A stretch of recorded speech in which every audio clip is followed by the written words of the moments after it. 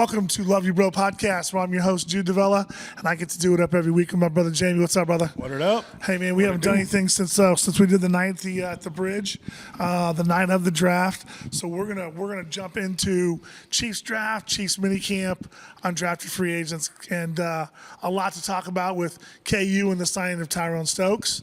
Ton to talk about the Royals, man. One of the hottest teams in baseball right now. Fun to see a lot of these guys start hitting the ball a little bit, start scoring some runs. They're fun to watch. Another game 3 tonight with Cleveland. We got Reagan's on the bump tonight. Reagan's on the bump tonight. Let's jump right into, because when we left the bridge that night of the draft, we shot that night of the draft. We left the bridge. Yep. We were kind of curious what they were going to do with that first pick. I know a lot of people were not too thrilled that we jumped up, but I think when you look at everything kind of play itself out, I'm okay with them jumping up and getting the kid from LSU, Delaney. Well, for me, it took the grade down from a lot of people from an A to a B for what they had to give up. The bottom line is, if he's a Pro Bowler and he's a guy that they think he is, nobody cares. If he's not the guy, they gave up a lot of capital, being an early third and an early fifth. So yeah, I think all is telling. If he comes out and this year he's up for Defensive Rookie of the Year and he's your guy for the next 3 or 4 years, then no one cares if you gave up your entire draft for a guy that can be that corner. For sure. And some of the guys that you hear talking about, even, we had on, our last episode, we had on Pat Surtain, Senior, and he was talking about, draft and some of the stuff I've seen come out. Brandon Flowers is another guy that came out and said that Delane's a dude. He said he's a guy. He liked him a lot. And, so I've heard stuff from B-Flow. I've heard stuff from Pat Surtain that all said that they really liked the Chiefs pick there at 6. So I like it. I'm excited for him, man. They said they liked him, around minicamp and all that, coming in. So I'm okay. I mean, I'm okay. Only time will tell. Only time will tell. And they've,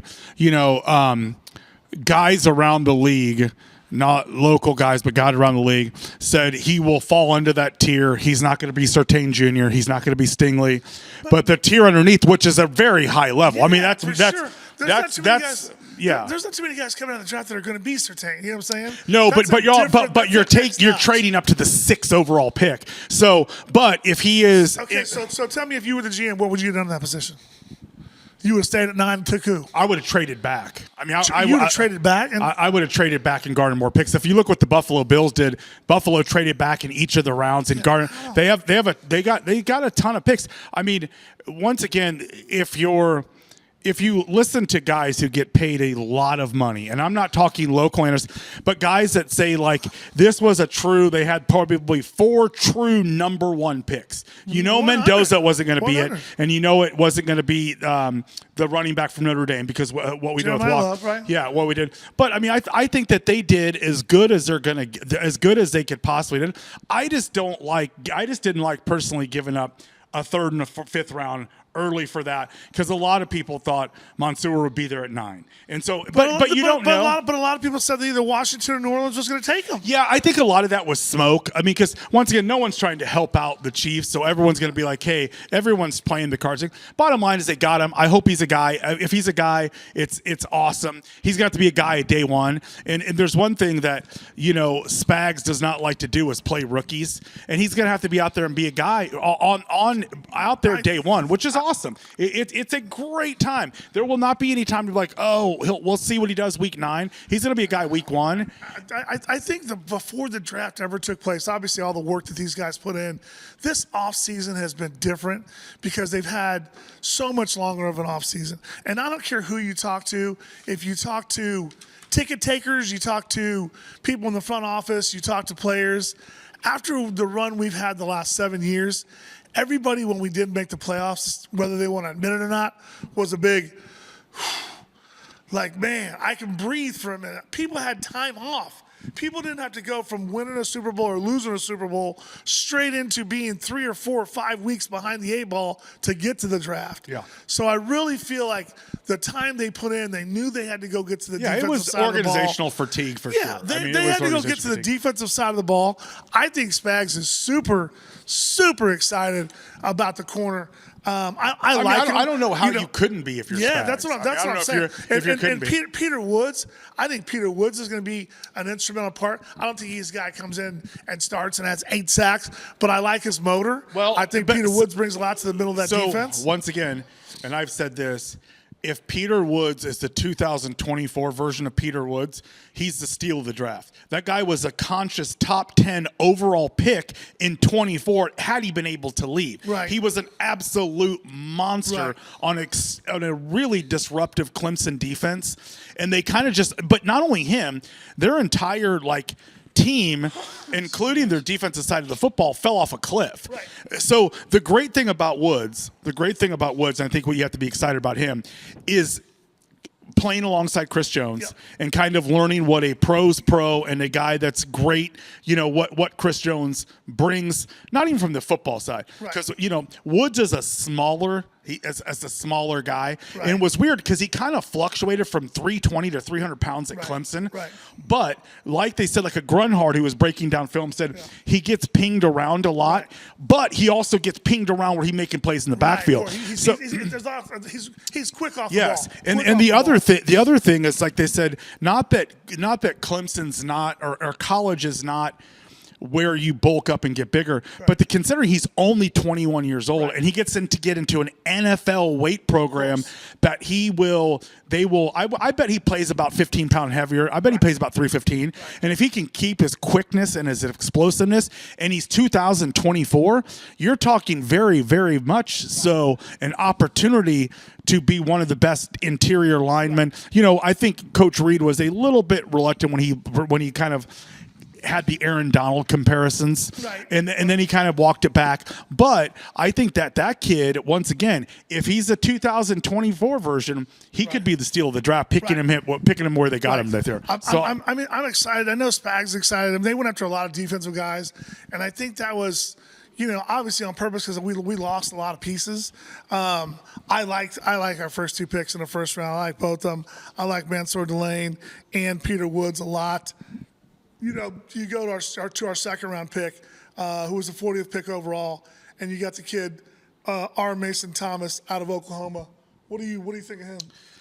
I think he is. I think that, and it's kind of encouraged for me personally because all of Spags' guys are long guys. Right. They have, and it hasn't transferred onto the field of guys that are big sack guys. Right. This guy's R. Mason's a very quick twitch bend guy that can get to the passer.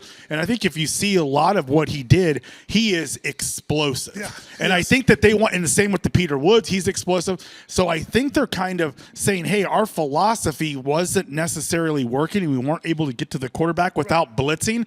Right. I think these guys will give you. So I'm okay with it. I mean, there was the kid from Auburn that went just right after him, and then the Zion from Columbia. I wanted to see him as well. A lot of dudes in the KC media, especially guys over 8'10", like St. John, those guys. They really wanted us to go get him. They said the kid's got a motor. And the kid from A&M, from Rockers, the Cassius. Cassius Howell to Rockers. So, he went to the Bengals. But you have guys that absolutely hate the Chiefs, like you always talk. And the guy Skip Bayless, he went on and was like, they got the best pass rusher I wanted the Cowboys to get. He's like, he is going to be, and he used a couple explicitives. Right. So I mean, once again, and I said this early on, there are a lot of people trust the process, trust Veach.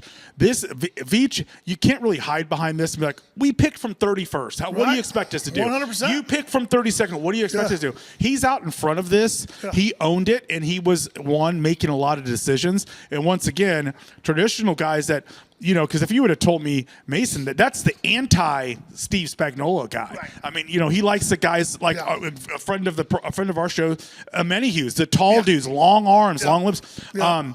So it'll be interesting to see, but I don't think, once again, the guy I respect so much from ESPN was talking about that he said about 6 of them out of the 7 picks, obviously the Nussmeier guy from LSU, which last year, if you're going to it, he is considered the second quarterback off the board. And so he's like 6 of those picks will play and contribute this year. I mean, so if that's the case, that's fantastic. You know, I mean, I think but I think Mason will, once again, I think, you know, obviously you're not going to have him on, you know, running downs, or you know, you won't be able to. I don't know how, because he's not big enough to hold up against the run on a consistent basis. But you get 2nd and 12, 2nd and 13, 3rd and 11, and you put him in, and then you can do the flexibility with Jones and Peter Woods. Peter Woods played some outside. Omar Norman Lotz, he's going through right now through his rehab and stuff right now. I get a chance to see him every now and then. I think Omar Norman Lott's going to be ready to go. I think Karlaftis is going to be hungry and ready to go this year. And then Gelati, who showed flashlight. I mean, I think that Gelati they got flashes towards the end of last year. I think they got a lot younger and a lot quicker and a lot more explosive on the defensive side. I think that's what you want. Had to get younger. You want to be able to make splash plays on defense. You want to be able to sack the quarterback. You want to, and all that stuff will contribute to them. You know, and the one right now that everyone is talking about is Emmett Johnson from Nebraska. You can't go to NFL Network. You can't go to CBS Sports. You can't go to. We'll get down to him after talking about R. Mason Thomas. But before we get too far, though, we want to say.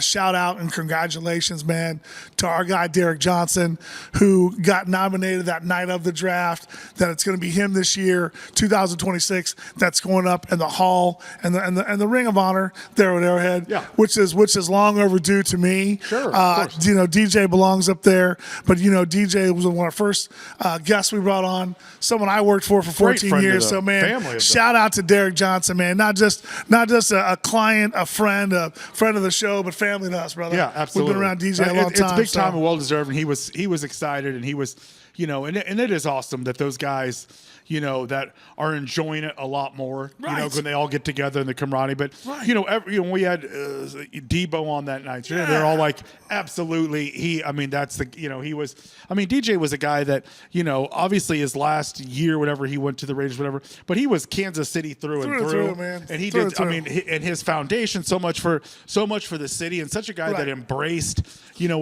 Kansas City and was a big part of, you know, of those teams. That I wish they would have had some more success under DJ's tenure. I know. But once again, did it the right way. Yeah. Did it the right way, and was a true Chiefs legend. I mean, you talk about linebackers, you talk about what his position was.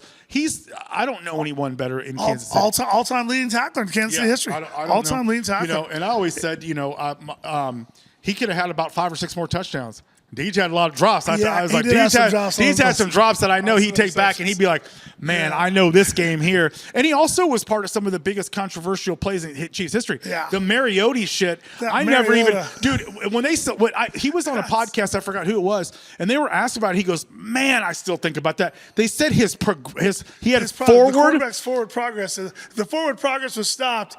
And DJ hit him, smashed, and the ball went loose. And Justin Houston was going to pick it up and go in for a touchdown. And we lost that game, and that was a game. I mean, it's like, and it was like forward progress. Yes. I mean, that was shit that never heard of anything in my life. No, that was great. But no, for sure, shout out to DJ and shout out to. It was cool from the last show too when Bo and Pat Surtain, gave their shout outs to DJ. Man, those guys were all teammates and everything. Thank you to Debo, and thanks for Pat Surtain for coming on our last episode. So let's keep moving down the board here, because I really liked our picks. Girls, you're interrupting our podcast. We always got to have my little nieces here on set, but sometimes we got to get on them a little bit. Okay, so we're moving right along. Our Mason Thomas, edge of Oklahoma.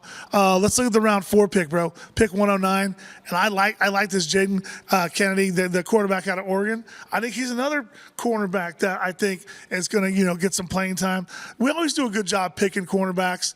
You know, we got a great defensive back coach, a great D coordinator with Spags. I'm excited for all these defensive picks that Spags gets to add to the defensive side of the ball. We needed some young juice on that side, man. Yeah, and he's, I didn't watch enough Oregon, but things I've read about him, he's obviously a slot corner. Right. He's not going to play outside slot corner, but he's a really good tackler and he's really physical and will mix it up at his size. Yeah. And they said he's a real vocal leader inside of the locker room. Good he's special teams guy too, right? I don't know about his specialties, but I just know that he makes plays and he can play, like I said, inside. But like I said, they said he's a tremendous tackler. And that's another thing Delaney gets credit for, Mansour, as being a really, really good tackler. Right. I mean, a really good tackler that was a wrestler. Everyone talks about that when he was younger. So he's physical and will get in there. So I think, Kennedy will be a guy that plays on the inside and hopefully – and a role he excelled in. Hopefully, it allows Shamari to go back and play safety. Yes. He's so much better suited he's to so be much more comfortable back there. to be a safety than he is in the slot. So hopefully he can get back there, and that makes your defense even better. But yeah, once again, he's going to contribute. He's going to play. Regarding injury, all these guys are going to have the opportunity. All these guys are have to go expected to play and expected to play against big time rosters in our division alone. With there's no days off. There's no man. Did you see Delane in his interview when they were talking to him about who his team was growing up? He said his team was the Ravens. Yeah. He was like, man, I just used to hate it, man. We could never get past we could never get past the Chiefs, man. But no, yeah, I'm excited, man. I'm excited for Jaden Kennedy, the cornerback out of Oregon. He was our round 4 pick. Like you said, I think a lot of these guys with young juice are going to play. And like you said, they're going to have to play early, man. We can't wait week 7, week 8, week 9. We have too many holes. I mean, you don't have the luxury of saying, no, you sit back and learn with those guys. I mean, they're going to have to jump in and play and play big roles. I mean, play big we're going to go to the round 5 pick because it's huge for several different things that I think of. But I mean, our running back room, I really like our running back room right now. But this kid really adds some juice to it. Like you said, everybody's talked about the round 5 pick at 161. We took Emmett Johnson out of Nebraska. And there, like you said, there's a lot of people being like, how in the world did the Chiefs get this running back, out of Nebraska there in that 5th round at that time? Yeah, he was a guy who was extremely productive at Nebraska, and a guy that, catches the ball out of the backfield really well and has, and obviously you hear Coach Reed, and Coach Reed makes comparisons to what Shady McCoy and what Shady did. I mean, and he kept talking about his, ability to make people miss. Once again, they're in shells. You can't tell of course. But his film at Nebraska running in the Big Ten, he did a lot of things. What did he have, 14, 1,500 yards? And I think, he was a leading rusher, I think. Rusher in the country, right. And I think that, but also his ability around the goal line, I think that's going to be your goal line guy. They said he catches the ball well in the backfield too. As well, yeah, correct? and he has Coach Reed is talking about his lateral to make people miss, and then his immediate explosion out of his run. Right. And so they compared him. They first were comparing him to Pacheco, his running style. And I'm like, nothing against Pacheco, he was great, but. I always said about Pacheco, he ran so hard, but if he was supposed to go in the 2-hole, oh boy, was going to the 2-hole. I don't care if there was something out wide, out left. Yeah. He was going. He would run his ass off and run hard, but he had no creativity or no vision. There was no real vision for him to be able to bounce. You see some guys like who was the guy I'm thinking of right now that used to kind of tiptoe. Le'Veon Bell. That used to kind of tiptoe. Le'Veon Bell. Because he would kind of tiptoe up towards the line, and then he had that vision where if he didn't care which number the hole he was supposed to go through, but when he got that, saw the vision, saw a hole, he busted into that hole, Yeah. They said Emmett Johnson has a lot of that. Yeah. Kenneth Walker. I mean, I'm excited for our running back. He was just on with Kay Adams. Was Kenneth Walker? Kenneth Walker was? Yeah, he was on with Kay Adams, and he asked him about his. Kay, we love the shout out to Kay Adams. Tell me about that interview. Love Kay Adams. So she. Well, it was a great interview, and he just said, he went to dinner. He's been to dinner a couple of times with Bieniemy, and just the demand of what expectations were, which I think that was great because if you're coming off being the Super Bowl MVP, kind of, you don't know what you're getting into if you're going there, and everybody.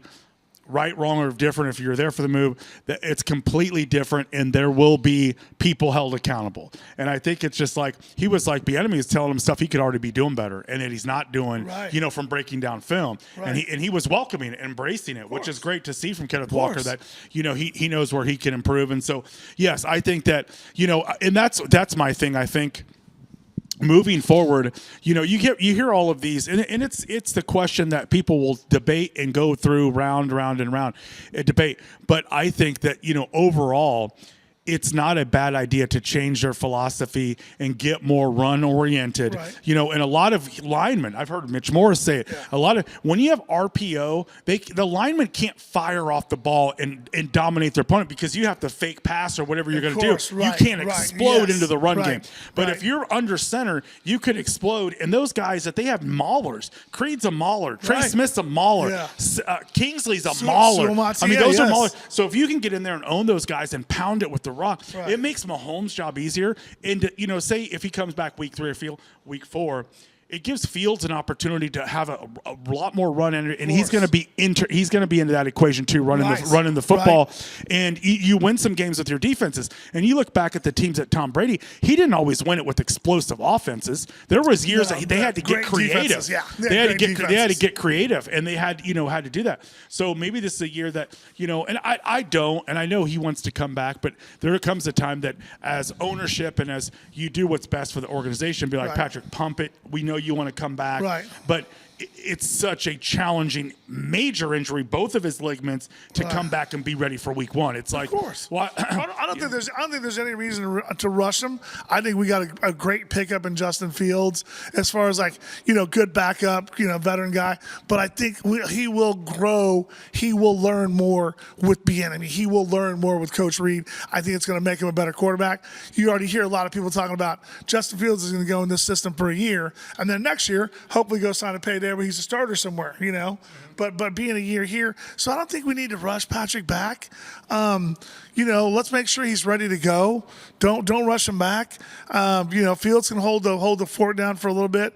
Another thing that I thought was interesting. So in another week, the schedule comes out, right?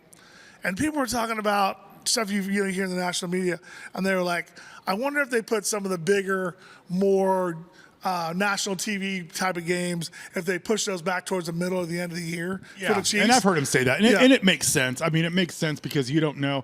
And once again, it's they know they have a really good idea when he's going to come back. Right. It's all, they hold it close to the vest. Yeah. And we're going to talk about the Stokes deal, about KU. But, we were all freaking out about Stokes just to jump around. We were like, we don't know where he's going to go. Yeah. When he went to his last trip to Lexington, to his visit, he was signing his papers to go to Kansas when he's in Lexington. So it's all smoke show, but no one knew. But Stokes was signing his paperwork in Lexington and didn't announce it for another 10 days. He was going to Kansas for 2 weeks, but he was already going to Kansas. He was already going. Yeah, that's facts. So I think that they know when closer to when Mahomes is going to be there. Right. But I think for when you have this running back, and they got the kid from Oklahoma that has a lot of upside. The odd kid is undrafted free agent. Right. They got some nice undrafted free agents out of that rookie mini camp last week. We'll talk about some of those kids as well. Because there's that right tackle at Indiana that I really like. I mean,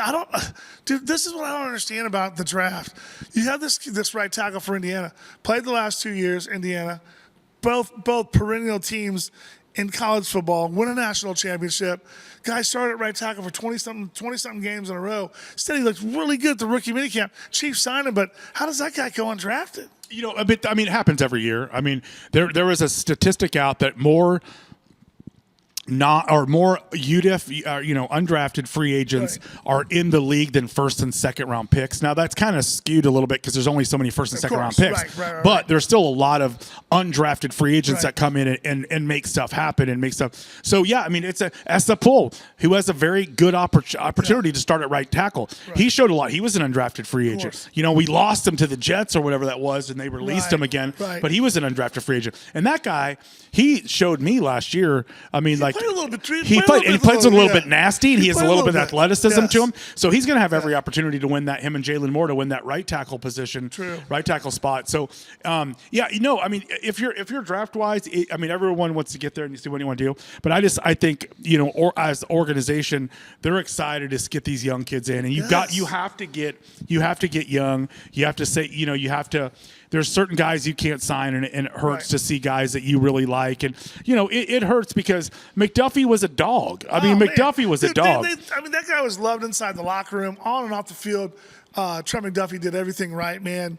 Good luck to him with the Rams. I mean, good. He just got engaged here last week. I mean, a huge contract he signed. He deserved every penny of it. We just couldn't afford to pay him $30 million a year. And Watson too. I mean, Watson. Watson's going to hurt. Watson's going to hurt being gone but too. so that's what I'm saying. You have to. But the Patriots did it. They did it year in and year out, and they did it with Hall of Famers. Not to say McDuffie didn't. No, they did. Tyler, they did it with Lawyer Malloy, Willie McGinnis, Ted Bruschi, Ty Law. I mean, they just, you go down that, they were just constantly getting, having to let guys go to continue on.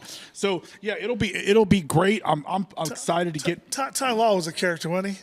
Love Ty, man. Ty was good. Ty was good people, man. Great people. Ty was good people. Great people. So it'll be awesome to see, as it goes down. And then there's still some free agents out there that I wouldn't mind to see the Chiefs sign. There's Cam Jordan who's out there. Cam Jordan be great. Right. Obviously, the one everyone keeps talking about, Tyreek Hill. Tyreek Hill he's still out there and still. I could see them taking a flyer on him, man. It's not even a flyer. When he's healthy, he won't be back until November. But I'm saying take a flyer on him because you're not going to throw a bunch of money on him. You're going to see like when he comes back if he can even do anything. But I could easily see Tyreek being like, I would love to come back and finish my career here in Kansas City. That multiple he's good friends times with Mahomes and Kelsey. He loves Coach Reed. Reed loves him. So who knows? Yeah, man? it's a very real. There's a very real possibility that he is. Hey, let's ask Quinn. Did you get a microphone over there, Quinn? Nice, you got a mic. Hey, can you do a favor and check on the keep us abreast of what's going on in the Royals game? We're gonna go into some KU stuff. We're gonna go into the Royals. The Royals, one of the hottest teams in baseball right now, man. They've won 8 of their last 10 games. Right now it's 0-0, bottom of the first. 0-0 bottom. Yeah, we know the game just started, but I'm telling you, we'll dive into the Royal stuff. We're going to continue this. Right now, let's just take a quick break, and then we'll come back and dive into more of the Chiefs draft. We'll dive into the Tyron Stokes signing, what Kansas is doing in Bill Self, and then we'll get into the Royals. Yep. Guys, we'd like to thank our resident sponsor, Proactive Solutions. They've been with us from day one. They allow us, Love You Bro podcast, to get to do what we do each and every week, and that's bring you a new episode with new guests. So a big shout out to Dean and Natalie Thede at Proactive Solutions. Proactive Solutions has been delivering infrastructure solutions and IT design and consultation services to clients ranging from startups to Fortune 100 companies for more than 27 years. They are proud to be a Kansas City locally owned and a top woman-owned business, offering custom solutions and personalized support. So thank you to Proactive Solutions, Dean and Natalie. If you guys are interested and your company needs some IT solutions, reach out to Proactive Solutions at www.proactivesolutions.com. We have 2 great resident sponsors that really help us here at Love You Bro Podcast and allow us to do what we get to do week in and week out. Lula's Southern Cookhouse, Bradley and Brittany Gilmore, owners of Lula's. It's at 1617 Main Street. If you have not been down here, please come down on a Sunday and have brunch. Great wait staff, great bartenders. The ownership team with Bradley and Brittany Gilmore are just fantastic people, and they allow us to do what we get to do in this amazing event space at Lula's Southern Cookhouse. Okay, man, continuing on with our talking about the draft here, bro. We just got to talking about Emma Johnson, running back in Nebraska. Our round 5, pick 176. What do we think about Cyrus Allen, the wide receiver out of Cincinnati? Once again, I saw him light up Kansas. He did light up Kansas. Yeah, he did light up Kansas. I saw him light. He had 13 touchdowns, I want to say. He had double-digit touchdowns. So, once again, it's hard for me to get too excited for someone I don't know enough about. But, once again, if you listen to reports that he has a chance to make it and have a role, with Jalen Royals or whatever it is, they're not going to bring back any of the old band Juju or obviously Hollywood Brown's already gone. So he might have a role. And if he's, because they talked about him, and then I saw a couple kids in the undrafted free agent part of the wide receiver room. The Caldwell kid. There was a Caldwell kid. Quinn, when you looked that up, the wide receiver he looked pretty good during the rookie mini camp. Undrafted free agent Caldwell that we signed, and then also the other guy was it's got to be Brandon Lloyd's younger sibling. Yeah, the Lloyd kid out of Blue Springs. Yep. He played a little bit of Mizzou, right? Mm-hmm. Finished a little bit of Mizzou. Yeah, and he only had like 2 catches or something small last year. Right, but they said they liked him during the mini camp last week. But the Caldwell guy was someone. Jeff Caldwell. Wide receiver. Yes, sir. Where did he play at last year? Texas Tech. Texas Tech. That's what it was. Yeah, they liked him. They liked that Caldwell kid and Lloyd, but they liked the stuff that Cyrus Allen was doing. Yeah, I think Cyrus Allen has a camp. definite chance to make the team and contribute. I mean, once again, you're talking at a place that you're kind of, Oh no, I'm sorry. Correction. He played at Cincinnati. They just both had red jerseys. Okay. They just both had red jerseys. He spent some time at Texas Tech, though, didn't he? I thought he did. Did he? I'm mainly Cincinnati. It looks Mainly like he Cincinnati, played. okay. Yeah, he played at Cincinnati. I didn't know. I kept thinking I'd seen him No, at Texas Tech. they just both have red jerseys. Maybe we just both saw the same picture and got duped.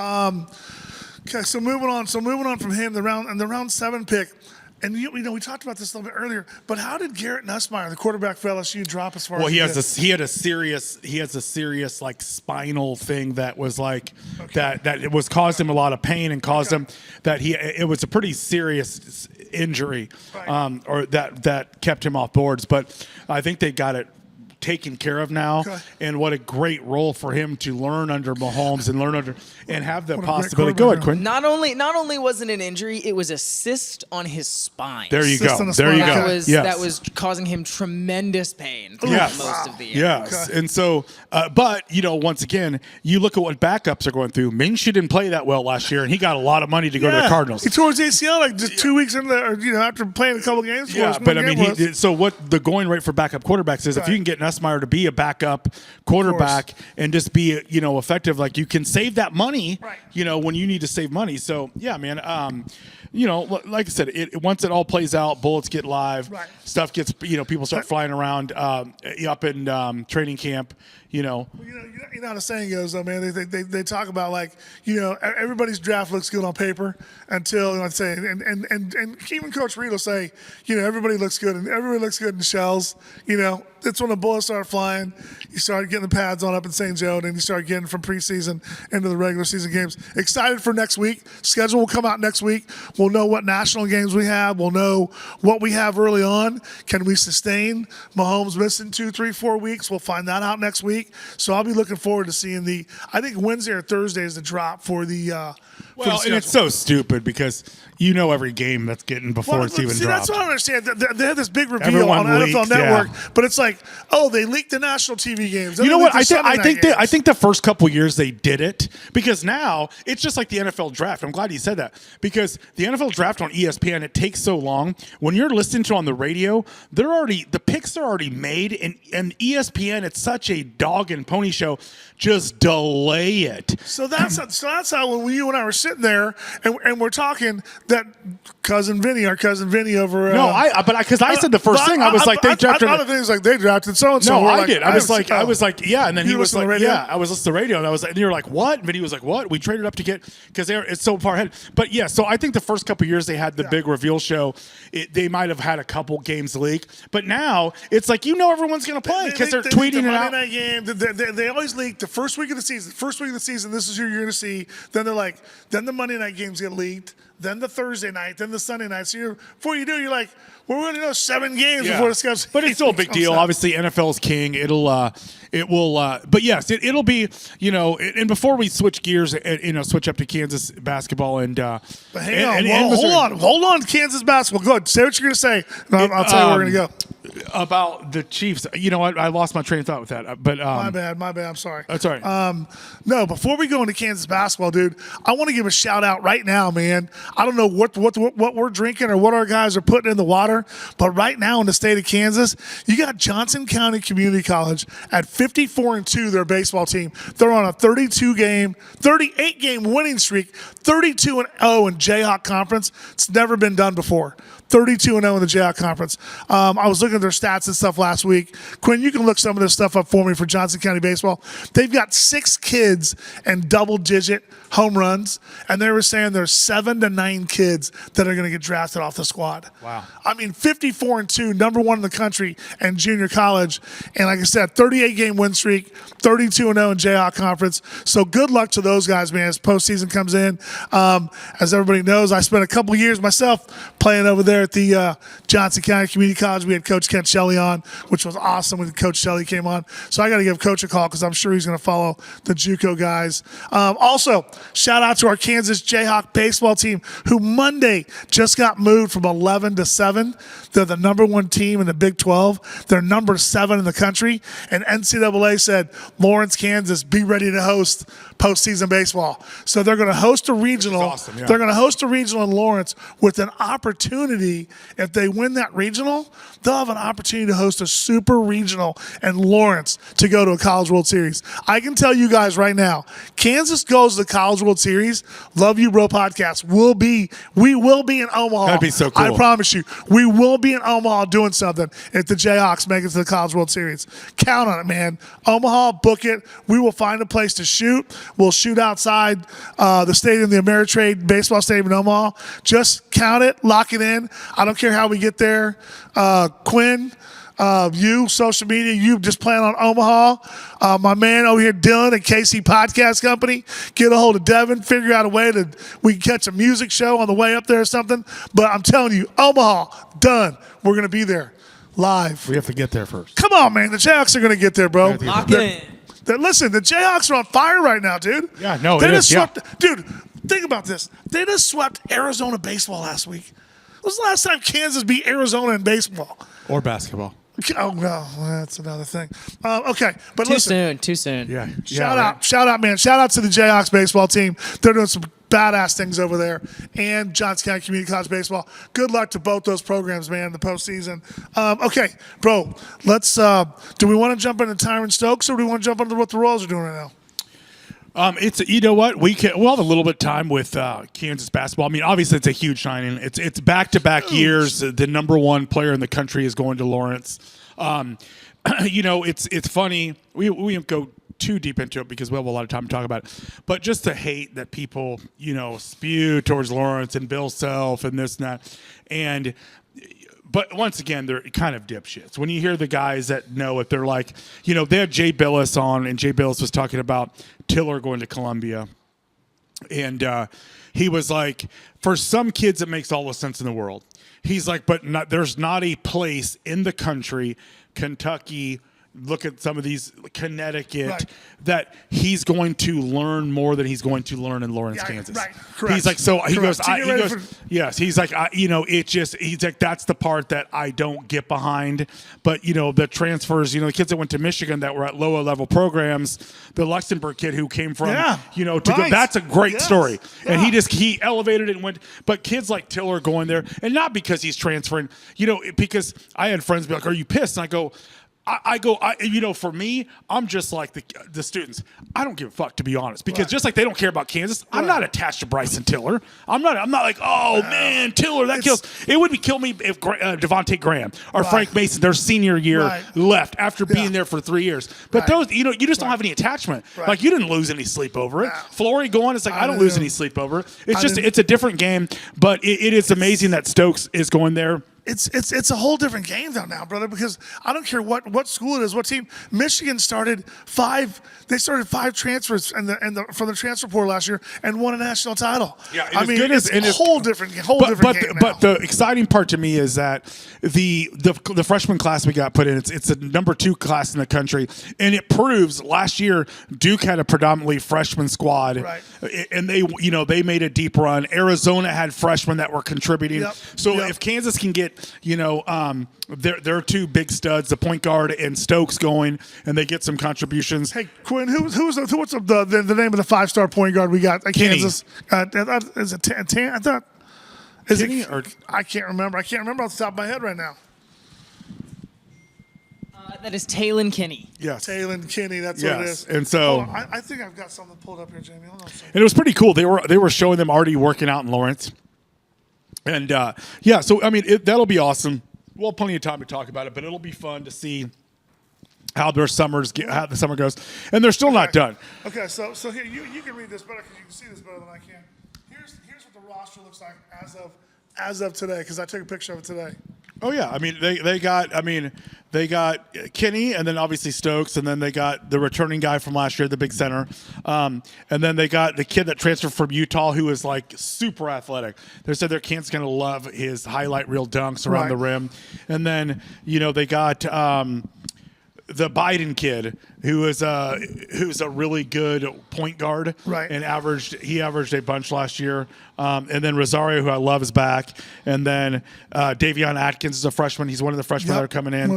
Then who I'm really excited about is Christian Reeves, and that was a kid that started his career at Duke. Right, the 7-2 kid. Yes. Right, that's the kid you were talking about earlier, Quinn. That 7-2 kid, the Christian Reeves. He started at Duke. He started at Duke, here a few days and ago. then from Duke he went to Clemson, and then Clemson College of Charleston. Right. But he's a guy that Coach Self just commented on him late last week, and said he's as excited as he's been about a big guy like that because he's finally healthy. Right. And if you see the dude, he is a dude that he'll block shots and get 10, 12, 13 rebounds a night. Right. He's aggressive like that and will go after it. And that was a big thing last year when, once again, to talk about him again, Tiller against against Houston. Right. Did not have a rebound, did not hit, and did not play up to a size. And that just can't be a thing. If you're not shooting, not scoring the ball, you got to do that. This kid, because I think they'll have enough scores. So, no. And then they got, it's going to be awesome. So the Dawes kid from Utah, I like him oh, a dude, lot, they were man. showing his dunks. I like him a lot. He is a double-double machine nightly for him to be part of that, rotation. And then, like I said, the Blyden kid average, he's a scorer. And they're in it for a couple more. They're in it for the kid from Oklahoma State and the kid from K-State, who would be awesome. The kid from K-State. So they're saying right here that we got 3 spots left. We got a spot for a shooting guard, spot for a small forward, another backup point guard as well. Blyden will do that. Rosario will be part of that guard rotation. Right now, what they need and what they're hunting for is a big guard. Right now, they just have small guards. Okay. They have 6'1", 6'2" kids at the guard position. Right. Other than that, they'll go really big if they go. They'll be able to go 2 7-footers, and then Stokes is a big kid. Their front court will be fine, but their back court is small. Okay. And so they want to get another guy who's 6'7", 6, something like that on the wing that can handle the ball. There was some other kid that I saw today that was in the portal that they're looking at. So they said he's got a lot of that dog, a lot of that Melvin Council in him, but a bigger guard. I can't remember where I saw that at today. Quinn, see if you can find that. There's another kid. There's 3 spots open. I think he's a troubled kid that was playing at New Orleans, his last stop. But he was a kid that's I can't remember his name as well. But as Quinn's looking for that, let's make the transition here into the Royals, because it'll be a gorgeous night at the park tonight. Gorgeous night at the park tonight. Yeah. Reagan's on the hill. Yes. Looks like right now, I'm just looking. Looks like right now, middle of just going to go to bottom of the third, 0-0 right now. You talking about James White? Yes. It's exactly, James White. He's got a lot of looks from a bunch of different schools. He's Yeah. being looked at by Kansas and Notre Dame, Butler. What's his size, Quinn? Well, he's a scorer. He's got 20 points a game, 7 rebounds. Yep. He's 6'5". There you go. 6'5" guard, so he's a bigger guard. Yeah. Okay. Yeah. That's him. That's the kid that they and then the kid from K-State, the Badir kid or whatever, who averaged 13 a game, but he shot the ball 40% from 3-point range. 43% from 3-point range. And this kid is a strong slasher. The physical downhill guy. Yes, they said their only knock on him was defensively, but he is a big kid and he's had some. Because obviously they're not done, and they're going to bring a couple more people. No, they're not done. In. Let's kind of just transition for just a second. I just saw something else pop up about this, and I'm a little disappointed. That September 11th, Friday night, KUMU football. Are you a little disappointed that it's Friday night instead of a Saturday game? Yes and no.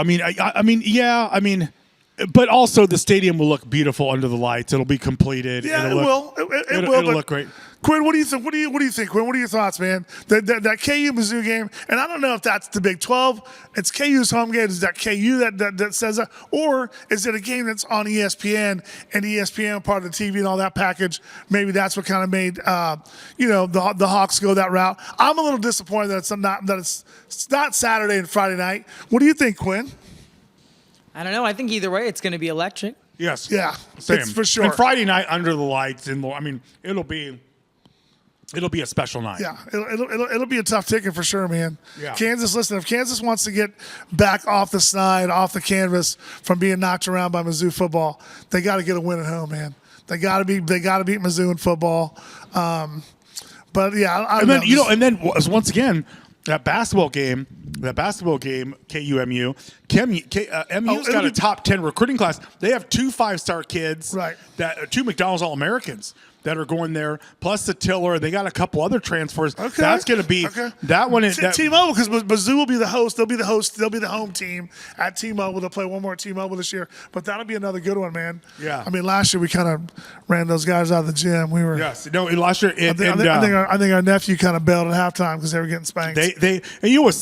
What I was. We talked about this. Disappointed it wasn't on campus because it just did not feel the same. It didn't have the. It did not feel. It didn't have the juice. It didn't have the juice if it was an and outfield even the house. decal in the middle of the floor looked like it was a high school decal. Ho hum. I was what? But because leading up to it, I was so excited because the Chiefs played Sunday night. Yeah. They played Sunday night. So I was thinking going down, I'm like old KUMU vibes. And it was just different. And then I got in the arena and I was like, wait a minute. Yeah. It wasn't sold out. No. It wasn't sold out. And I was like, man, this feels different. And then I heard people talking about it. It's like, oh, no, it's KU's game. MU gets it next year. Yeah. But I was waiting to see both pep bands and going back and forth. I go, bro, you know what? There was more juice when KU and MU played in the charity game with Michael Porter Jr. Right. That was awesome. And that was Porter Jr. And that was high intensity because they had not played in a while, and it was done. So let's get into the Royals, man. There's a lot to uncover, a lot to talk. Man, let's jump into the Royals.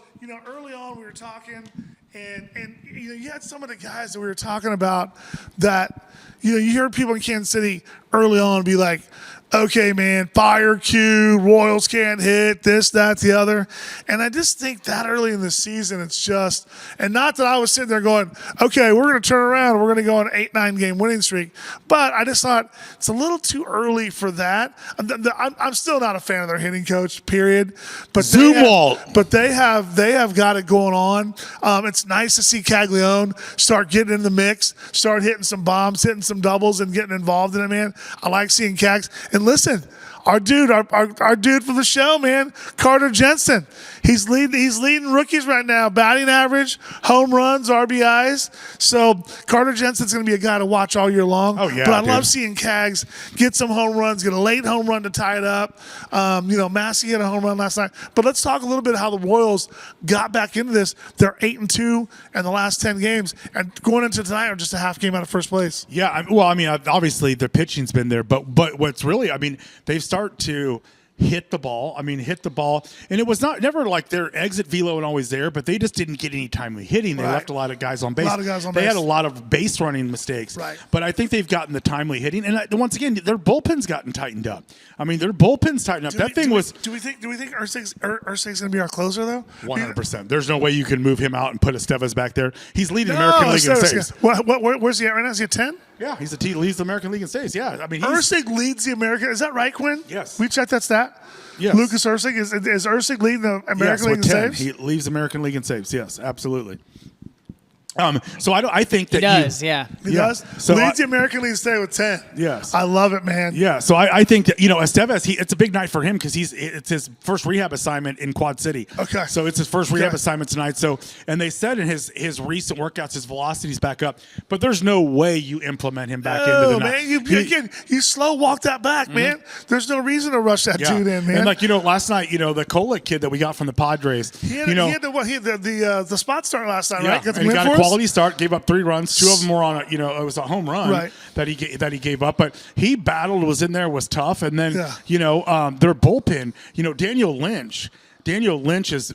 He's been filthy out of the pen, but man. It reminds me of a lot. Lynch couldn't carve out his role as a starter. Right. You go back to the teams that, our World Series runs. Right. Hochevar was a terrible starter, very high pick. But you Nasty put Hochevar in the 6th inning, and he was your 6th inning guy to get to Herrera, to get to Holland, to get to Davis.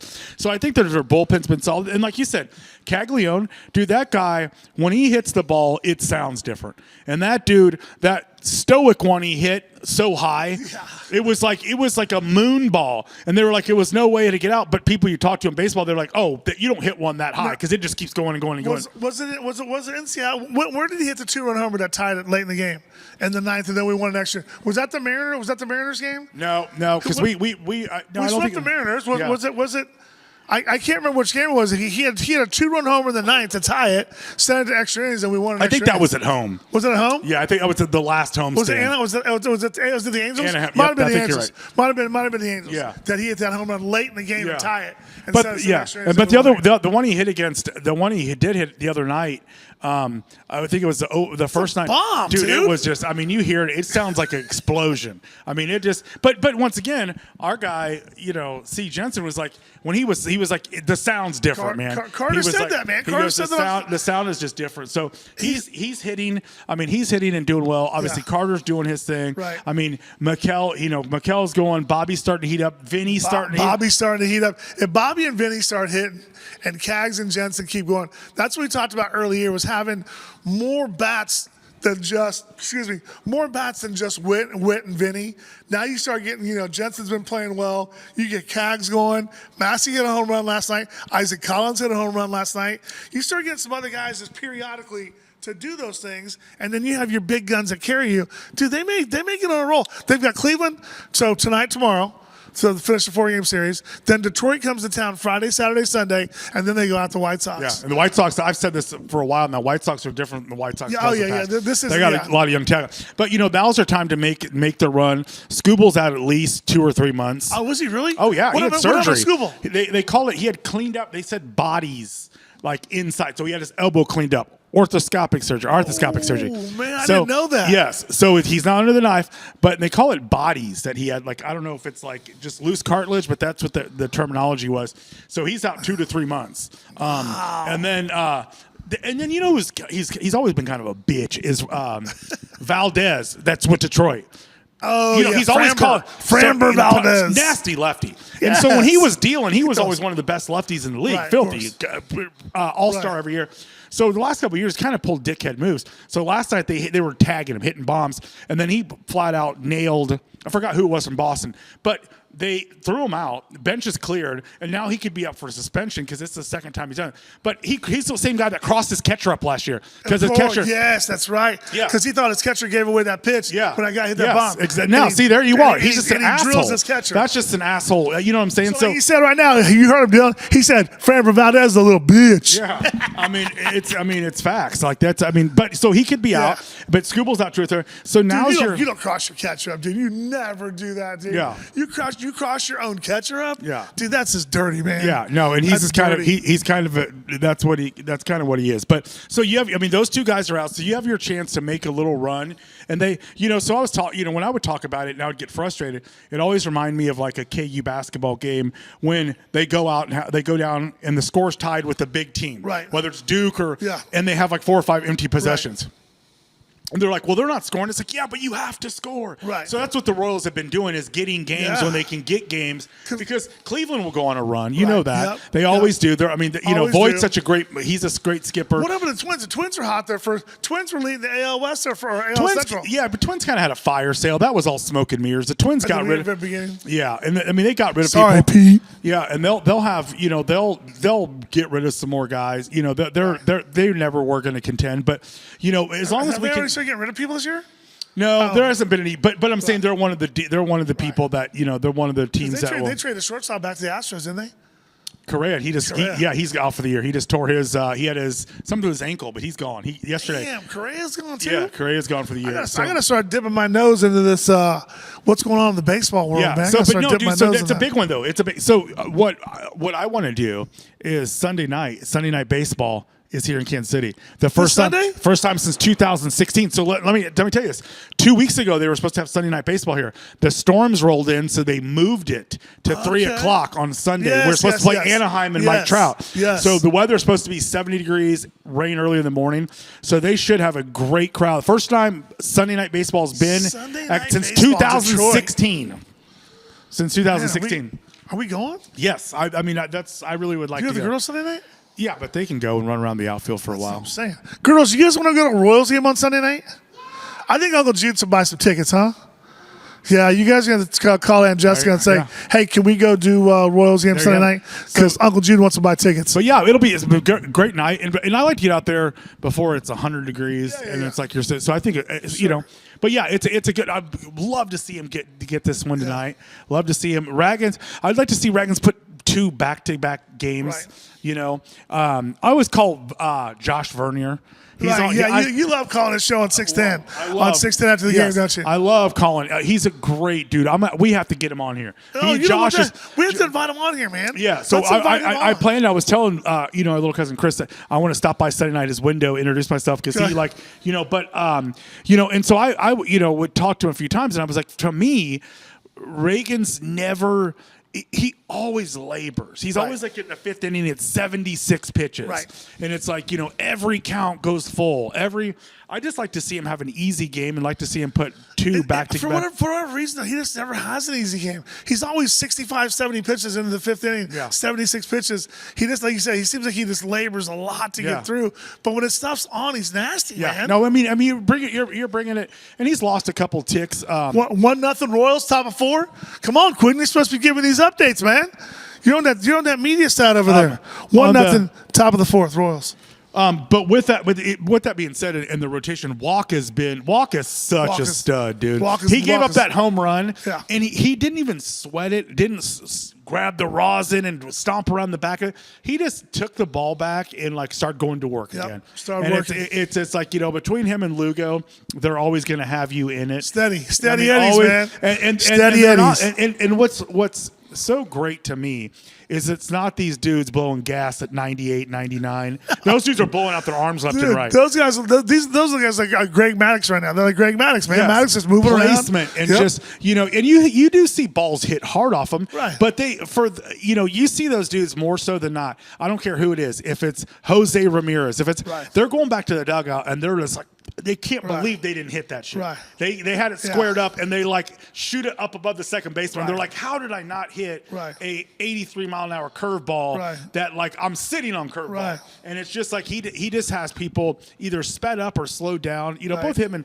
so I hope they continue to grow. We stay healthy. Healthy's a big thing. They were last week. Vinny. His back was hurting him. Right. And so that kind of freaked me out because a kid that big with back injuries and all that torque he has of doing that, you're like, okay, so if he's already hurting now, what's going to happen later in May, early June, July? Well, usually when it starts warming up, though, man, people get a little bit more loose. Weather's hot, gets a little bit better. So hopefully we get through this. I'm looking forward to it, man. I'm looking forward to the rest of what the Royals got going on. I'm looking forward to the schedule coming out next week. Listen, we got some new sponsors and stuff that are going to be coming on. I reached out to Soren Petro. Soren Petro is going to be coming on our show. We got to lock his date in. We got some really cool guests coming up.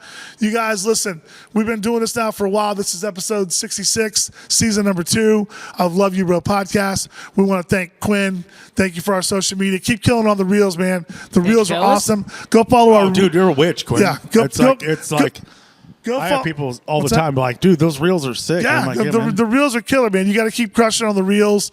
But please follow us on Instagram. We need more followers on our YouTube. Go subscribe to our YouTube page. On Instagram and TikTok, you'll see all of our reels on there from our social media guy, Quinn Cosgrove. Dylan, thank you. And Devin, man. Absolutely, Casey man. Podcast Company. We can't do it without you guys.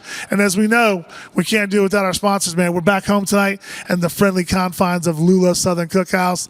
Thanks to feels Bradley. like home, man. Thanks to Bradley and Brittany Gilmore, man. Absolutely. They've been a part of a lot of these episodes. We're going to get back to the bridge. And so, I want to interrupt you real quick.